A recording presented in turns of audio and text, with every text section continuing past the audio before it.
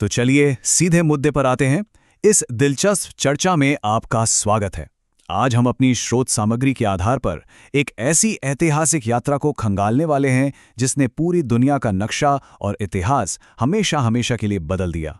लालच, खौफ और जुनून की एक ऐसी दास्तान जो सच में रोंगटे खड़े कर देगी।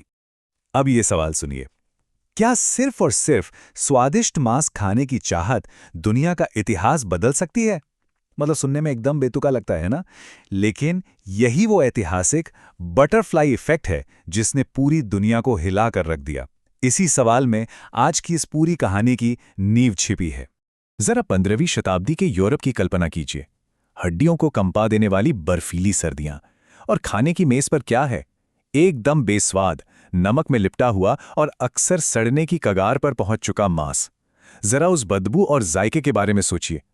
उस दौर में ऐसा खाना एक बहुत बड़ी और रोजमर्रा की मजबूरी बन चुका था।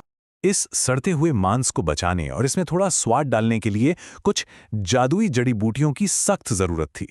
काली मिर्च, लौंग, दालचीनी और इलायची। लेकिन दिक्कत यह थी कि ये मसाले यूरोप की उस ठंडी जमीन पर बिल्कुल नहीं उगते थे। इन पर पूरी तरह से अरब व्यापारियों का कब्जा था, जो इन्हें हर्फ बहर्फ सोने के भाव बेचते थे। अब जाहिर है जमीन के रास्ते जाने का विकल्प होना चाहिए था, लेकिन वहां उस्मानिया साम्राज्य यानी ऑटोमन एम्पायर एक विशाल अजेय दीवार की तरह खड़ा था। जमीनी रास्ता पूरी तरह ब्लॉक था। इसलिए भारी करों और फीके मांस से तंग आकर पुर्तगाल और स्पेन के राजाओं को मजबूरन समंदर की उन खूंखार लहरों की तरफ देखना पड़ा, जिनके बारे में उस वक्त कहा जाता था कि वहां विशाल समुद्री राक्षस रहते हैं। उन्हें मसालों का स्रोत चाहिए था, चाहे कीमत जान ही क्यों ना हो। चलिए अब आगे बढ़ते हैं और देखते हैं कि ये कहानी कैसे खौफनाक मोड़ लेती है। एक जानलेवा समुद्री यात्रा, क्योंकि बिना नक्शे के उन अनजान महासागरों में उतरना साक्षात मौत के मुंह में जाने जैसा था। वास्को डी गामा से ठीक 10 साल पहले एक और नाविक बार्थोलोम्यू डियाज ने ये कोशिश की थी, लेकिन अफ्रीका के बिल्कुल निचले हिस्से में, जिसे उसने तूफानों का अंतरीप कहा, समंदर ने अपना ऐसा भयानक रूप दिखाया कि पहाड़ों जितनी ऊंची लहरों से डरकर डियाज को अपनी जान बचाकर उल्टे पांव भागना पड़ा। समंदर सच में अजय लग रहा था। और फिर आती है इतिहास की वो तारीख, 8 जुलाई 1497। वास्को डी गामा लिस्बन के बंदरगाह से अपनी यात्रा पर निकलता है, लेकिन वहां कोई जश्न नहीं था, बल्कि किनारे खड़ी हजारों की भीड़ छाती पीट पीट कर रो रही थी। सभी को लग रहा था कि ये एक आत्मघाती मिशन है, नाविकों को सीधे मौत के घाट भेजा जा रहा है, एक वन वे टिकट। और उनका ये डर सच साबित हुआ। जैसे ही जहाज खुले समंदर में पहुंचे, मुसीबतों का पहाड़ टूट पड़ा। अटलांटिक के भयंकर तूफानों ने जहाज़ों को 10-10 मंजिला ऊंची लहरों पर खिलौनों की तरह उछाला। फिर आई स्कर्वी नाम की खौफनाक बीमारी। ताज़ा खाना न मिलने से नाविकों के मसूड़ों से खून बहने लगा, दांत सड़कर हाथों में आने लगे। जहाज़ तैरते हुए मुर्दाघर बन गए, और इस दहशत ने डरे हुए नाविकों के बीच एक हताश बगावत को जन्म दे दिया। जब नाविकों ने रोते हुए घुटने टेक कर वापस लौटने की भीख मांगी, तो इस क्रूर और जिद्दी कप्तान ने जो किया वो किसी फिल्मी सीन से कम नहीं था। वास्को डी गामा ने दिशा बताने वाले सारे उपकरण समुद्र में फेंक दिए, अपनी तलवार निकाली और दहाड़ते हुए कहा, अगर किसी ने वापस जाने की बात की तो समंदर बाद में मारेगा, मैं उसे पहले अपने हाथों से काट डालूंगा। इस खौफ के आगे बगावत ने दम तोड़ दिया। इस बेतहाशा पागलपन और जिद का नतीजा ये हुआ कि उन्होंने प्रकृति के उस रौद्र रूप को पार कर ही लिया। उन राक्षसी तूफानों को चीरते हुए वे हिंद महासागर में प्रवेश कर गए, और उस जगह का नाम हमेशा के लिए बदल दिया। उम्मीद की किरण यानी केप ऑफ गुड होप। आखिरकार एक रास्ता मिल गया था।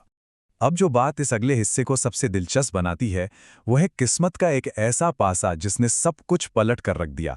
स्वर्ण नगरी में उनका आगमन। पूर्वी अफ्रीका के मालिंडी बंदरगाह पर उनकी मुलाकात एक भारतीय नाविक से हुई। इस नाविक को मानसून की हवाओं और समुद्री धाराओं का इतना सटीक और गहरा ज्ञान था कि वो एक जिंदा नक्शे की तरह था। उसने पुर्तगालियों का हाथ पकड़ा और सीधा उनकी मंजिल की तरफ ले गया। और फिर 20 मई 1498 की वो जादुई सुबह आई। महीनों तक बदबू, मौत और बीमारियों को झेलने के बाद अचानक हवा के झोंके के साथ एक दिव्य महक आई। चंदन, इलायची और काली मिर्च की वो नशीली खुशबू समुंदर के ऊपर तैर रही थी। वे आखिरकार भारत के तट कालीकट पहुंच चुके थे। जब वे कालीकट में उतरे तो दो दुनियाओं का महाटकराव हुआ। यह इतिहास का एक बेहद नाटकीय क्षण था, जहां दो बिल्कुल अलग अलग संस्कृतियां आमने सामने खड़ी थीं। जरा इस सांस्कृतिक टकराव के दृश्य की कल्पना कीजिए। एक तरफ महीनों से बिना नहाए फटे हाल वास्को डी गामा और उसके लोग हैं, जो राजा के लिए सस्ती लकड़ी, ऊनी टोपियां, पीतल के बर्तन और शहद जैसी मामूली चीजें लाए हैं। और दूसरी तरफ कालीकट के शक्तिशाली राजा जामोरिन का दरबार, सोने का सिंहासन, चमकते हीरे, भारी भरकम सोने की जंजीरें और रेशम के पहाड़, अकल्पनीय वैभव। फिर भी इस भारी अंतर के बावजूद भारतीय राजा ने अपनी परंपरा निभाते हुए शांति से उनका स्वागत किया। तो यहाँ सबसे अहम बात यह है कि इस यात्रा का असली परिणाम क्या हुआ।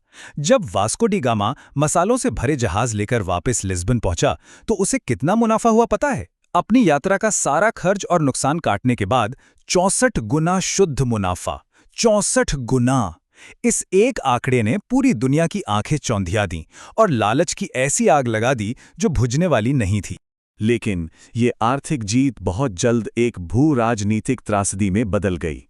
उपनिवेशवाद का अंधकारमय युग, एक ऐसा दौर जिसने इतिहास को हमेशा के लिए दागदार कर दिया। वो 64 गुना मुनाफे की खबर यूरोप में जंगल की आग की तरह फैल गई।